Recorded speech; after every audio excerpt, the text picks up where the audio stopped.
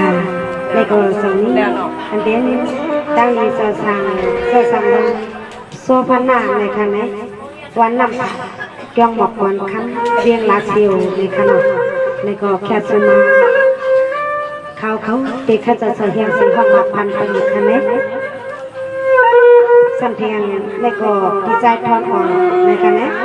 ดีใจทอนอ่อนกองเนาในขณะแค่สู้ปันนางเสียงสิงในว่าขึ้นในพอห้างก็อ่ำซื้อพอเฮือนก็ไปเปลี่ยนในว่าขึ้นในสังเปลี่ยนก็เป็นคนดีลวดกล้วยในคำอะไรพี่นางเสียงสิงดูติดมีห้างห้าเป็นมีเฮือนห้าในว่า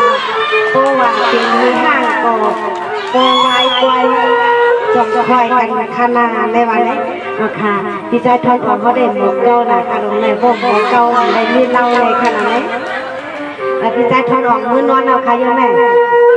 อาขังมือนอนเอาขนม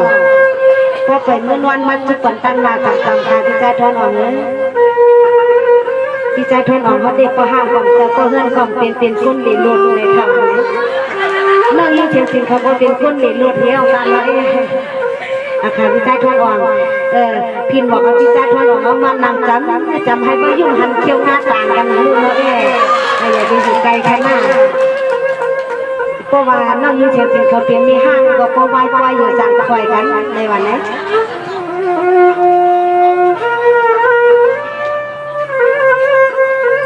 อันตั้งแต่เขาที่ห้องพันจะสั่งลงสุปทันตั้งกันเนาะก็มาก็เอาในห้องไว้หลังได้มันเด่นจังพื้นที่ไรเนาะพี่จ่าทอนออกเอาได้เอาไว้หลังกันไหนก็มากระดมมากบันขนาดพี่จ่าทอนออกมาบ้านนางไฟตั้งนาให้มันโค้งคิดกันตั้งเลยเขาว่าเลยค่ะนี่เสียสุริมาสุวรรณสุขจะหาแค่สุริมาเถื่อน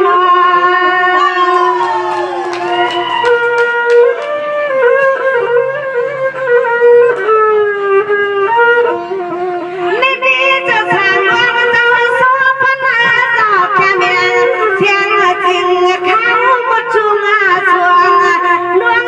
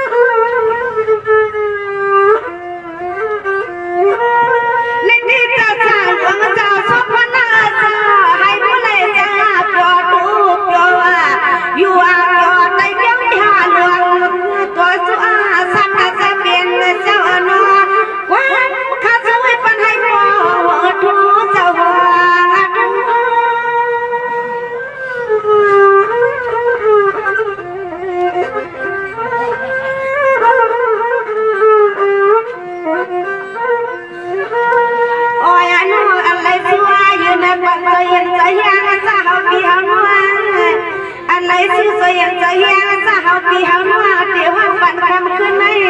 ซึ่งให้คนในเลี้ยงเทียงคำเจ้าเฮาขาเศร้าแต่เงาพลาตลาเนี่ยจังค่ะในก็จึงให้วางยาเมื่อนาคากายาคำเจ้าเฮาขาเศร้าแต่เงาพลาตลาเนี่ยจังค่ะหาลอปิญญาเปียงสินเหียวเจอนาเศร้านอ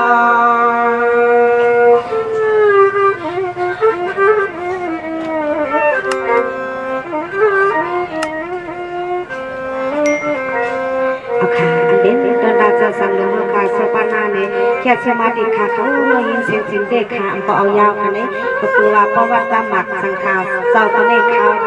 อันป้อมโมยาวนะพวกมังกรมังมากค่ะกูพิดหวงมันค่ะเนี่ยแล้วประวัติหมักก็ห้ามก็เฮือนเขาได้มอหนามันพิดหวงอะไรค่ะหน่อยเอาค่ะกำเนิดในช่างตุกตา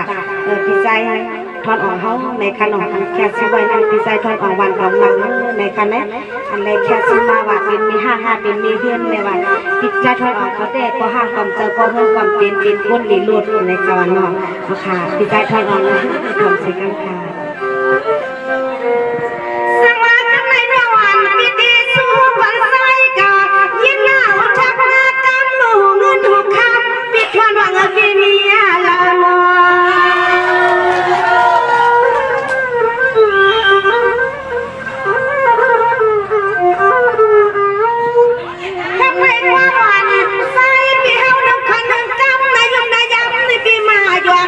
ใจมีเมืองใหญ่ใส่เปียลอยมาสู่ปีเปลี่ยนทางเรื่องก็หัวใส่ออกก็หันก็หัวซื้อและทางซื้อใส่ในกลางไว้ในปีกา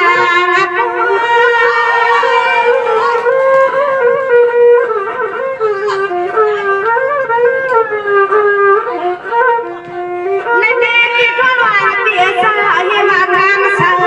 กำเก่ากำมาเธอถึงมาอยู่สมังมันปีว่าวันวันทุ่งดอกน้ำมันที่ตรงดอกนี้ก็ไป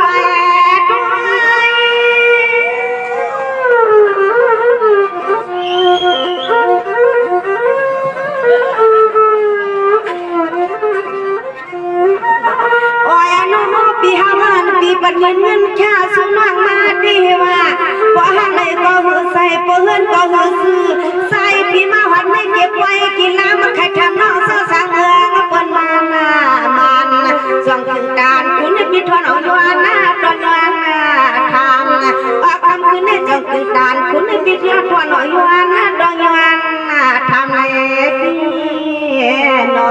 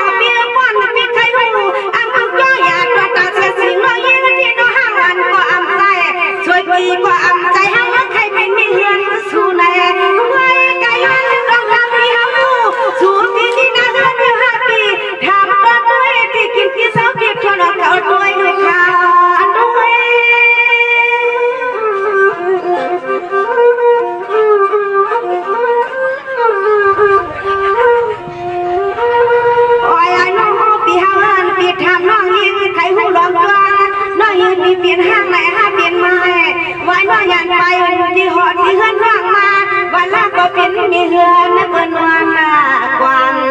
ความเสียงรถด้วยใจใจกลางว่าเฮาสู่ปิดทางน้องมาวันลาน้องเป็นมีเฮือนนักเงินวันความอารมณ์เศร้าซื่อใจอับในกอดใจเขาไปมีก็เอ็ดลูนอพี่นอ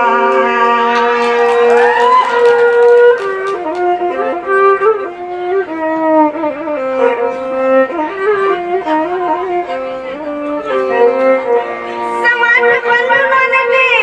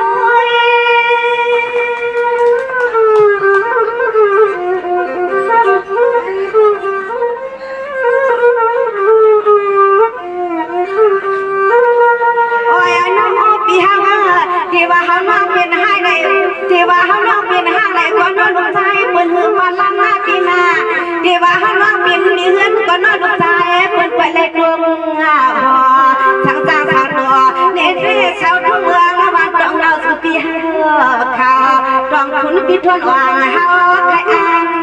เอาหันใน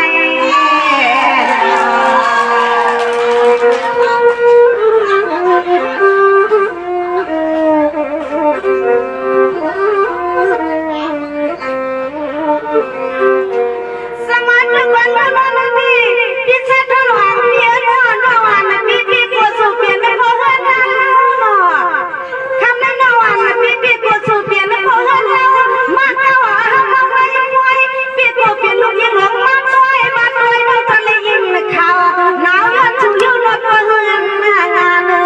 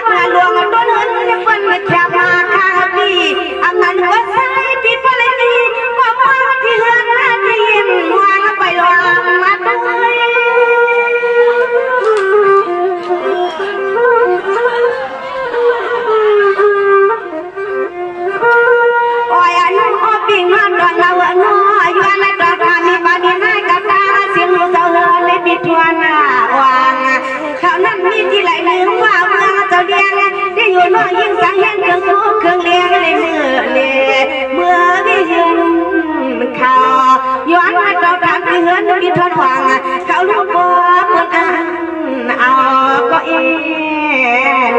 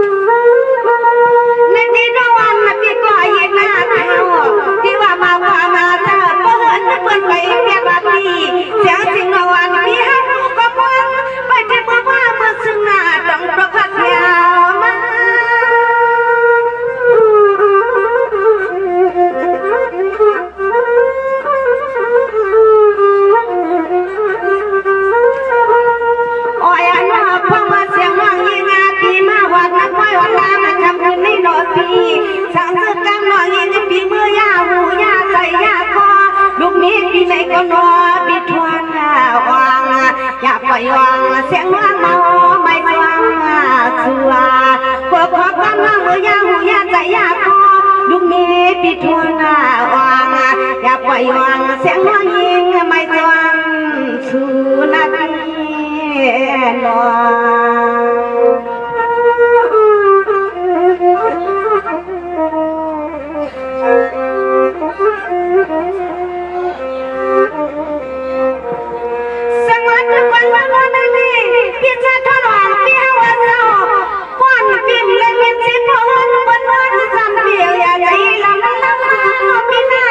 นอนปีก็ยังเสียเงิน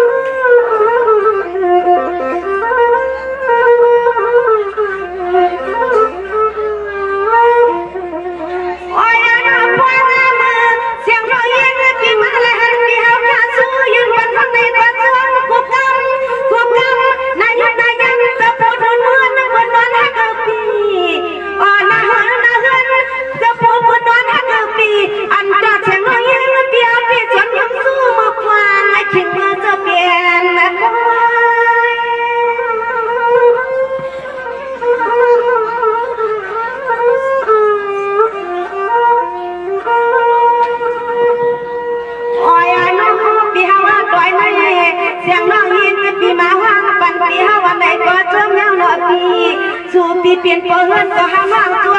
พี่เปลี่ยนตัวหาเลยก็หามางตัวมาเยอะจังเบอร์ที่เมื่อเดกำในยืนขัดในห้องจูเจ้าลุงเกคำแค่สู้ปนาคาอ้อน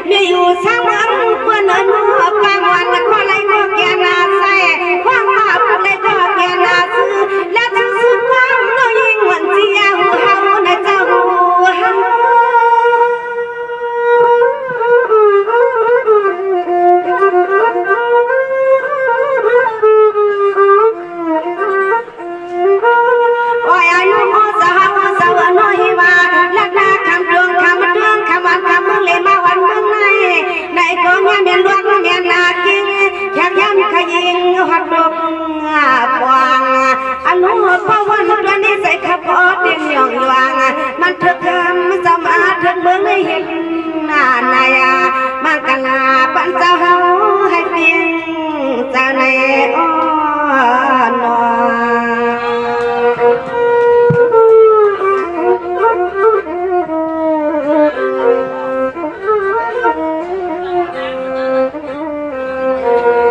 สมาธิกว่าข้าโน้นในปีสาขาจะเรื่องนากีลีหัดเมืองไปเลยมาข้าเวียนหล่อมองพี่น้องตรงน้ำเขาเห็นน้ำไฟหน่ออารมณ์มาลิปีมาลีมาสวยที่คำมันจะมีจีสนาส่งมังกลาปันนังพวกมันพวกเมืองจ่อสุบังดีแล้วทุกวันทุกทวงนั่นเลยให้หากาคิดคิดข้างใน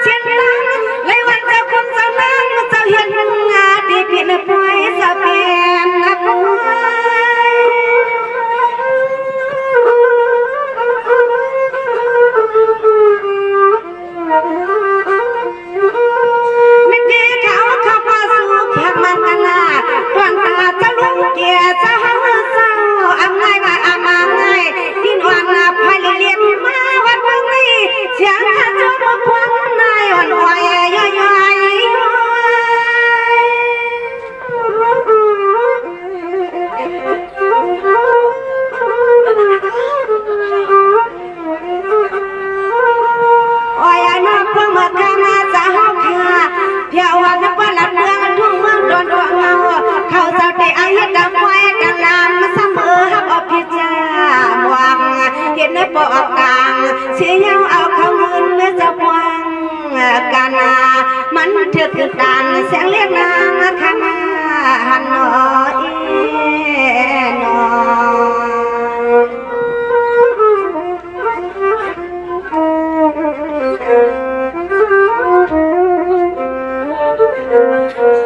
สมาร์ทกว่าข้าโน้นในปีจะลงกี่เจ้าเศร้า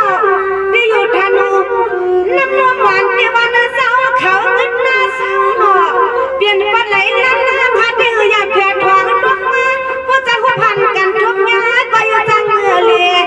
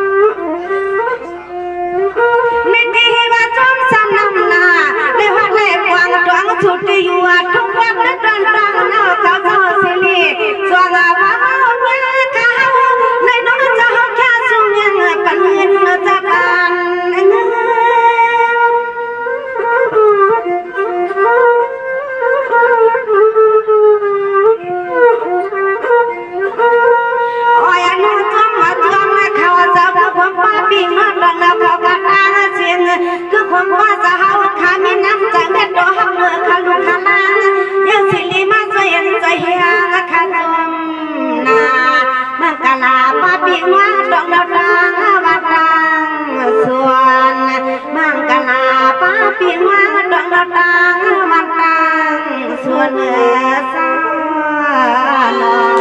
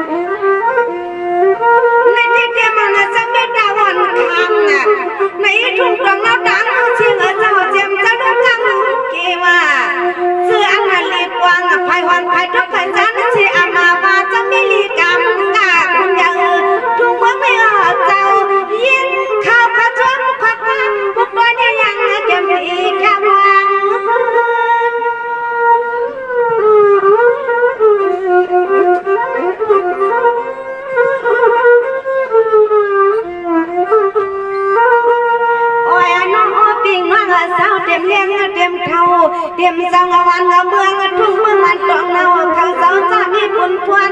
ยังสิริมานั่งปั่นใจจะเฮียงผมป้าน้องยิงน้องใส่หัดไทยเลี้ยงดอกใหญ่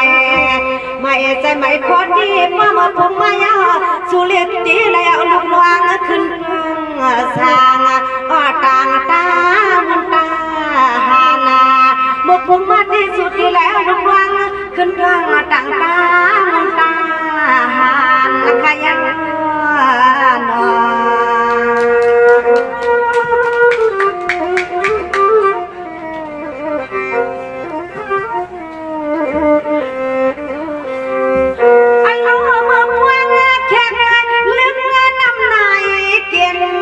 ปล่อยสาว่าความขัดไว้ไม่เดียว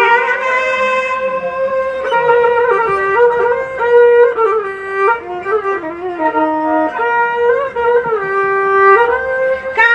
ขอว่าน้ำวันสู้ลายคุณนี่ลายนางปุกระนี่นางขย้อนแค่วางสีกวนกันแค่ตีเจสีลูกยิงมายิงหักสู่เจ้ายังเปลืองไปว่าแค่เสียงตัวนาเขาปีทุนมาอ่อ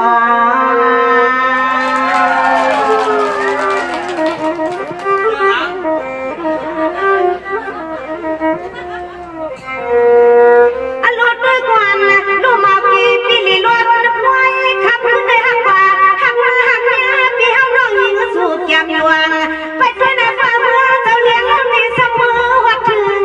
สาย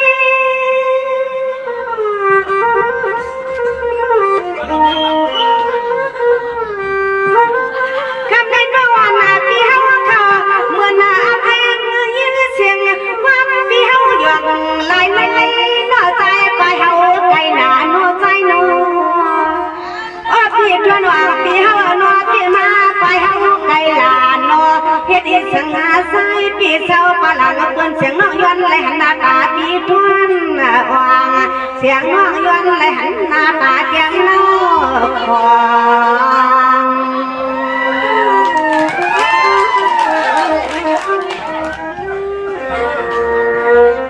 อันรู้ด้วยความดูเปียวอยู่นอกยามดงหัดแขนดูเมืองปิดเจ้าน้องยืนเปียวเขาแก้มยวงโอ้พวกคนน้องยืนเปียนเขาฟูช่างสวามเล่า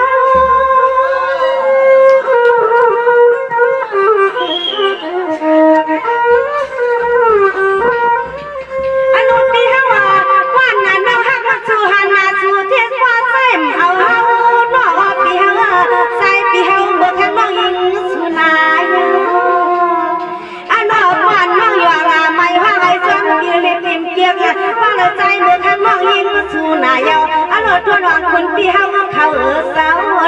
ย้อนเย็นนะข้าว่าง